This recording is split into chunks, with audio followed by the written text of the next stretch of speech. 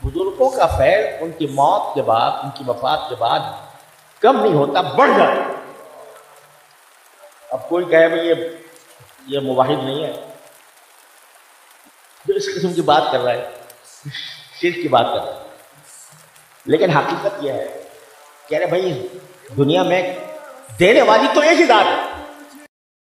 अब जरा देखिए, इन्होंने एक दावा कर दिया कि बुजुर्गों का जो फैज है वो मरने के बाद कम नहीं होता बल्कि बढ़ जाता है। अच्छा, जिंदगी में फैज से क्या मतलब है, हम उस पर बहस नहीं करते। चलो कुछ मान लेते हैं, जिंदगी में आदमी दुआ कर सकता है, उसकी दुआ कबूल हो सकती है। अब मरने के बाद कहते हैं जो भी फैज है, अब उससे क्या मुराद है हम उसकी डिटेल में नहीं जाते, लेकिन कहते हैं मरने के बाद जो फैज है वो कम नहीं होता बल्कि बढ़ जाता है। अब इस बढ़ने की दलील आगे दे रहे हैं। ये तो दावा हो गया इनका। इन्होंने बीच में ये भी कह दिया कि लोग हमको मुशरिक कह सकते, मुवहिद नहीं है, क्या कह रहा है। तो अब उसको दावा आगे जो पेश करें, जरा गौर से सुनिएगा दावे की दलील क्या दे रहे हैं, जरा दलील गौर से सुनिएगा, और शुरू में जो मैंने बातें कही थी उनको जहन में रखिएगा। अब दावा तो हो गया इनका, अब दलील देखें ये दलील क्या दे रहे हैं। दुनिया में देने वाली तो एक ही दात है, कोई और है? अगर कोई उस्ताद, अगर कोई शेख, अगर कोई वालिद, अगर कोई पीर किसी को कुछ इल्म देता है या उसकी रहनुमाई करता है तो वो अल्लाह की अता की वजह से करे। अल्लाह जिसको चाहे वास्ता बना दे, वो वास्ता बना दे, वो वास्ता नहीं होता, बढ़ जाता।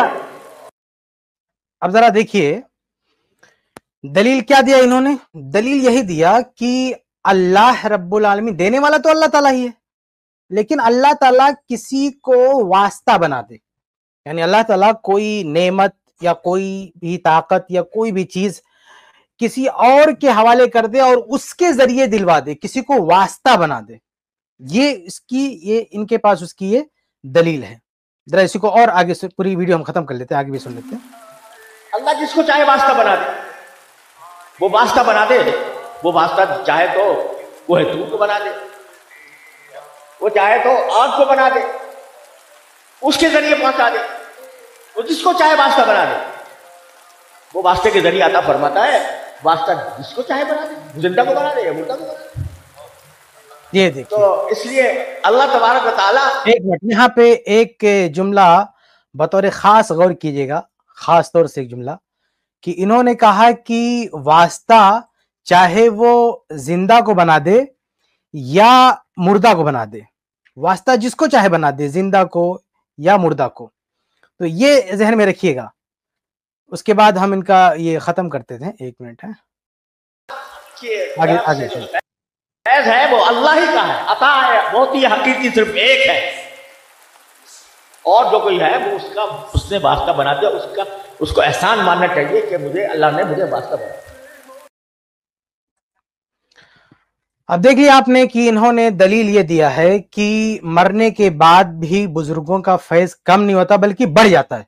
तो अल्लाह ताला किसी की मदद करने के लिए किसी को वास्ता बना दे, चाहे जिंदा को बनाए या मुर्दा को बना ले, आपको क्या प्रॉब्लम है? अल्लाह ही, हम ये मानते कि अल्लाह ही दे रहा, लेकिन अल्लाह ने मुर्दों को वास्ता बनाया है, ये शिर्क कैसे हो गया? मुर्दों को वास्ता बनाया है तो उसके जरिए अल्लाह ताला किसी की मदद कर सकता है, जो भी फैज ये जो कहना चाहते हैं पहुंचा सकता है। तो अब यहाँ पे सबसे बड़ा सवाल ये है कि इन्होंने इस दलील की बुनियाद कहाँ रखी? वहीं पे, इन्ना अल्लाह अला कुल्ली शैइन कदीर, अल्लाह ताला हर चीज पे कादिर है, अल्लाह ताला बना सकता है, अल्लाह ताला वास्ता बना सकता है, अल्लाह ताला इस पे कादिर है। सवाल ये है कि अल्लाह ताला ने ऐसा किया है, वास्ता बनाया है? ये आपको किसने कह दिया? बुजुर्गों का फैज मरने के बाद बढ़ जाता है, मरने के बाद इन बुजुर्गों को अल्लाह ताला वास्ता बनाता है किसी की मदद करने के लिए, किसी को फैज पहुंचाने के लिए। ये इंफॉर्मेशन आपके पास कहां से आई? यानी आपको ये किसने बताया? ये अल्लाह की तर्जमानी कर रहे हैं आप, अल्लाह के बारे में कोई स्टेटमेंट आप दे रहे हैं, तो अल्लाह के बारे में आप जो बात कह रहे हैं, इस बात का सोर्स क्या है? क्या अल्लाह ने वही नाजिल की है आपके ऊपर? कुरान की किसी आयत में बात आपने पढ़ी है? आपने हदीस में ये बात पढ़ी है? ये चीज आपके पास कहां से आई? और आप देखें कि जो मुशरिकीन थे, वो उनका भी तो यही सोचना था। वो क्या ये कहते थे कि भाई मुशरिकीन भी कहते थे, उनसे जब पूछा जाता था कि तुम्हारा रब कौन है, असल अल्लाह तो अल्लाह ही को कहते, अल्लाह ही हमारा रब, वो भी एक ही अल्लाह को मानते थे। लेकिन ये जो पूजा करते थे बूतों की, कहते थे कि ये हाउलाई शफाउना, ये हमारी सिफारिश कर देंगे। यानी वो समझते थे कि इनके अंदर अल्लाह ने ये पावर दिया है, ये ताकत दी है, यानी वास्ता ही समझते थे। वो वास्ता ही समझ के बुतों की पूजा करते थे कि हमारे लिए वास्ता है, ये हमारी सिफारिश कर देंगे अल्लाह ताला के पास, इनके जरिए से हमको मिल सकता। अल्लाह इनको वास्ता बना, उनकी भी आइडियोलॉजी यही थी कि अल्लाह ताला इन्हें वास्ता बना सकता है। आप कहते हैं अल्लाह ताला जिसको चाहे जिंदे को बना दे या मुर्दे को। ऐसे कोई बुत परस्त कहे कि अल्लाह ताला चाहे तो पत्थर को वास्ता बना दे, तो भाई अगर ये इसी लॉजिक पे कोई ये कहे, बुत परस्त, बुतों की पूजा करने वाला कोई कहे कि अल्लाह रब्बुल आलमीन चाहे तो बुतों को भी वास्ता बना दे, आप कैसे काउंटर करेंगे उसको? अगर अल्लाह ताला की कुदरत कि अल्लाह ताला हर चीज पर कादिर है, इसी को बुनियाद बना के आप कहें कि अल्लाह जिसको चाहे वास्ता बना दे, अल्लाह चाहे पत्थर को भी वास्ता बना दे। पत्थर से भी तो अल्लाह ताला कोई काम ले सकता है। सही बुखारी की हदीस है ना कि मूसा अलैहिस्सलाम गुस्ल फरमा रहे थे और वो कपड़ा लेके पत्थर चल पड़ा। ये क्या था? अल्लाह के हुक्म से पत्थर चला ना। तो ऐसे अब भी बहुत सारे वाकयात मिल जाएंगे कि अल्लाह ताला के हुक्म से पत्थर ने जुम्बिश किया, पत्थर हिला या पत्थर बोला, ऐसे बहुत सारे वाकयात मिल जाएंगे।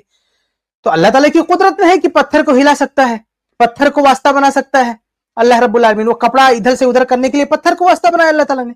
तो क्या पत्थरों की पूजा करना शुरू कर दे कि अल्लाह ताला पत्थर को भी वास्ता बना सकता है, वो भी कुछ मांगने से दे सकता है? तो ये चीज मुहताजे दलील है।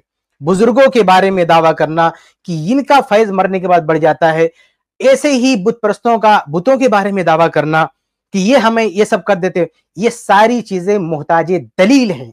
इल्म चाहिए, दलील चाहिए यही। और अगर दलील नहीं है तो ये टाइटल और ये दावा सिर्फ तुम्हारा, यानी बुजुर्गों को जो फैज पहुंचाने वाला या बुतों को जो आपने टाइटल दे रखा है, कोई बारिश बरसाएगा, कोई रोजी देगा, कोई ये देगा, ऐसे बुजुर्गों के बारे में कोई खजाना देने वाला है, कोई शिफा देने वाला है, कोई औलाद देने वाला है, ये सारे टाइटल, ये सारे नाम तुम्हारे खुद के दिए हुए हैं, कोई दलील नहीं है। अल्लाह ताला ने इसी तरह से समझाया मुशरिकों को। मैं आपको कुरान की आयत का हवाला दे दूं, ये आप देखें, ये कुरान की आयत है सूरे नज्म, सूरे नंबर 53 53 और आयत नंबर 23 सूरा 53 आयत 23। ये अगर स्क्रीन पर आ सके तो ले आए इस आयत को। इस आयत में देखें अल्लाह ताला ने जो कुछ कहा, अगर इस आयत में आप गौर करें तो मुफ्ती साहब की बातों का जवाब है ये आयत, यानी इस आयत में उसकी तरदीद हो रही है। जब मुशरिकीन जो है लात उज्जा की पूजा करते थे, अफराइतुमुल लात वल उज्जा व मनात सालिसतुल उखरा अफलकुमुज़ ज़क्र वल उन्सा, ये अल्लाह ताला ने कहा। और आगे कहा इन हिया इल्ला अस्माउन सम्मैतुमूहा, कि ये वो नाम हैं जो तुमने रखे हैं, यानी ये जो तुमने अलग अलग बना के रखे हैं, माबूद बना के रखे हैं, जो तुमने नाम दे के रखे हैं कि ये फला ये कर देंगे, धमाका ये कर देंगे, फला ये कर देंगे, ये सारे नाम और इनके कारनामों के सारे दावे तुम्हारे किए हुए हैं, ये नाम तुमने दिया है। फिर अल्लाह ताला क्या कह रहा है? मा अंज़लल्लाहु बिहा मिन सुल्तान, अल्लाह ने इसकी कोई दलील नाजिल नहीं की है।